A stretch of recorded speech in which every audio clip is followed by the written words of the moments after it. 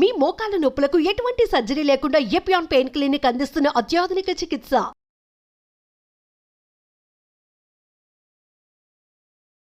Hello, doctor Dilip Gude here, physician, Yashoda hospital, Somajiguda, Hyderabad. మనం మోకాళ్ళ నొప్పులు అనేది ఆల్మోస్ట్ చాలా కామన్గా చూస్తుంటాం. Probably every family has somebody who is suffering from knee joint pains. So ఒకటి అంటే మెయిన్లీ రెండు మెయిన్ విభాగాలుగా విభజించవచ్చు. మీకు బాడీ వెయిట్ పెరిగి మోకాళ్ళ మీద ఒత్తిడి వల్ల నొప్పి రావటం అవ్వచ్చు, లేదు నార్మల్ బాడీ వెయిట్ ఉన్నా కూడా మోకాళ్ళ నొప్పి రావడానికి మీ అంటే మీరు నడిచే పద్ధతి అవ్వచ్చు, లేదంటే ఫ్రిక్షన్ పెరిగి అవ్వచ్చు. సో నార్మల్ వెయిట్ ఉన్నా కూడా ఆస్టియోఆర్థరైటిస్ ఎర్లీగా రావచ్చు. అది మీరు for example if you're over utilising అంటే బాగా మీరు వెయిట్స్ పట్టుకొని రన్నింగ్ చేయటం అవ్వచ్చు, లేదంటే ఇంక్లైన్లో బాగా హై స్పీడ్లో చేయటం అవ్వచ్చు. So friction basically. But majority కనుక మీరు చూస్తే 90% మందిలో బాడీ వెయిట్ పెరిగి ఆ పెరిగిన బాడీ వెయిట్ అంతా కూడా మోకాళ్ళ మీద పడుతుంది కాబట్టి వచ్చిన ప్రాబ్లమే ఈ ఆస్టియోఆర్థరైటిస్. అయితే దీంట్లో గ్రేడ్స్ ఉన్నాయి, గ్రేడ్ 1, గ్రేడ్ 2, గ్రేడ్ 3 అలా. సో గ్రేడ్ 1 అనే దశలోనే మనం ఖచ్చితంగా ఈ ప్రాబ్లం తీవ్రం అవ్వకుండా ఆపాలి. సో నార్మల్గా ఎక్స్రే తీస్తే పైనున్న ఫీమర్ బోన్, కిందున్న టిబియా అండ్ ఫిబులా బోన్కి మధ్యలో ఎక్స్రే తీస్తే ఇంత గ్యాప్ అన్నా ఉండాలి. అంటే దాని అర్థం ఏంటంటే షాక్ అబ్జార్బర్ లాంటి కార్టిలేజెస్, సైనోవియల్ టిష్యూ అవ్వచ్చు, మెనిస్కై అవ్వచ్చు, ఇవి ఒక మోతాదులో కొంచెం థిక్గా ఉండాలి. లేదు మనం నిల్చున్నప్పుడు ఎక్స్రే తీసినప్పుడు ఈ గ్యాప్ తగ్గుతూ పోయింది అనుకోండి, గ్యాప్ తగ్గుతూ పోతుందంటే వీటి గుజ్జు ఆర్ సైనోవియల్ టిష్యూ థిక్నెస్ పల్చగా అవుతుంది అని అర్థం. ఇవి పల్చబడుతున్న కొద్దీ మీ గ్రేడ్స్ ఆఫ్ ఆస్టియోఆర్థరైటిస్ సివియరిటీ ఒకవైపు అంటే అసలు లేని కండిషన్ నుంచి తీవ్రమైన ఆస్టియోఆర్థరైటిస్ ఉన్న కండిషన్ వైపు వెళ్తున్నట్టే. దీనికి ముఖ్యంగా మనం ఏం చేయొచ్చు? ఒకవైపు విటమిన్ డి, కాల్షియం సప్లిమెంటేషన్ తీసుకుంటూ, ఇంకొక వైపు బరువు తగ్గాలి. మీరు ఖచ్చితంగా నార్మల్ బాడీ మాస్ ఇండెక్స్లోకి రావాలి. అంటే <22.9 బిఎంఐ కనుక ఉంచితే ఖచ్చితంగా మీ ఆస్టియోఆర్థరైటిస్ని కొంతవరకు రివర్స్ కూడా చేయొచ్చు మనం. మరి బరువు తగ్గడానికి చాలా మెకానిజమ్స్ ఉన్నాయి. And of course there are medical అంటే సేఫ్ లాంగ్ టర్మ్ ఎలాంటి సైడ్ ఎఫెక్ట్లు లేని బరువు తగ్గే మెథడ్స్ ఉన్నాయి. ఇంకొక వైపు బోన్ బలోపేతం అవ్వడానికి, లేదు గుజ్జులో సైనోవియల్ టిష్యూ కొంచెం స్ట్రెంగ్తన్ అవ్వడానికి కొన్ని మందులు కూడా అందుబాటులో ఉన్నాయి.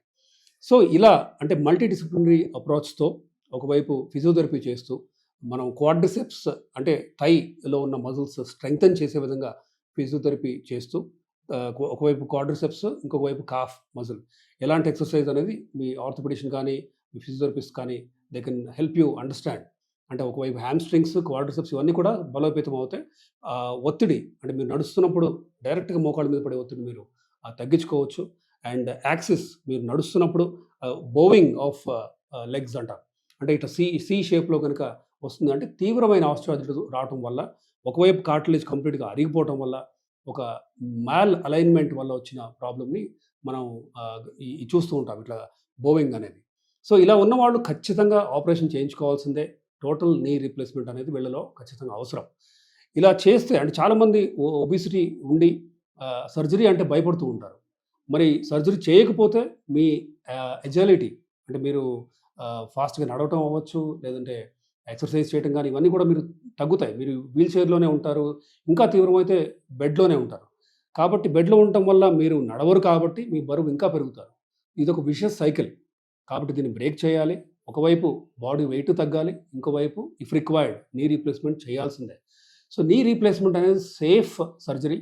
యూజువల్గా మీకు ఎలాంటి కోమార్బిడ్ కండిషన్స్ అంటే హార్ట్, కిడ్నీ ఫంక్షన్ ఇవన్నీ కూడా నార్మల్గా ఉండి, ఒకవేళ షుగర్, బీపీ ఉన్నా కూడా అవి కంట్రోల్లో కనుక ఉంటే నీ రీప్లేస్మెంట్ అనేది ఒక రీజనబుల్లీ సింపుల్ ప్రొసీజర్. ఈ మధ్య రోబోటిక్ నీ రీప్లేస్మెంట్ కూడా అందుబాటులోకి వచ్చాయి. సరైన అలైన్మెంట్తో పాటు అంటే ఎగ్జాక్ట్ సరైన అలైన్మెంట్, దెన్ బ్లడ్లెస్ అంటే చాలా తక్కువ బ్లడ్ పోయేలాగా, ఇన్ఫెక్షన్ రిస్క్ తక్కువ ఉండేలాగా, లెంగ్త్ ఆఫ్ హాస్పిటల్ స్టే తక్కువ ఉండేలాగా రోబోటిక్ నీ రీప్లేస్మెంట్స్ మనకి హెల్ప్ అవుతున్నాయి. అయితే కొంతమందిలో నీ రీప్లేస్ చేయాల్సినంత సీరియస్గా ఉండకపోవచ్చు, బట్ ఇప్పుడిప్పుడే స్టార్ట్ అవుతుంది అన్నప్పుడు మీరు ఖచ్చితంగా బాడీ వెయిట్ మీద తగ్గటంలో శ్రద్ధ చూపించాలి. ఖచ్చితంగా వెయిట్ తగ్గాల్సిన అవసరం ఉంటుంది. అండ్ దానికి రకరకాల మందులు కూడా అందుబాటులో ఉన్నాయి. ఒకవైపు లిరాగ్లూటైడ్, సెమాగ్లూటైడ్, తిర్జోపటైడ్ ఇంకోవైపు క్యానగ్లిఫోజన్, ఓరిస్టాట్, ఎకోర్బోస్, మెట్ఫార్మిన్ ఇట్లా రకరకాల మందులు అందుబాటులో ఉన్నాయి. ఇవన్నీ కూడా 100% సేఫ్ అండ్ లాంగ్ టర్మ్ 10 ఏళ్ళు వాడినా కూడా ఎలాంటి సైడ్ ఎఫెక్ట్లు లేని మందులే. కోర్స్ ఇవి వాడే ముందు కొన్ని బేసిక్ టెస్ట్లు అవి చేయాల్సి వస్తుంది. ఇవి అందరికీ కాదు.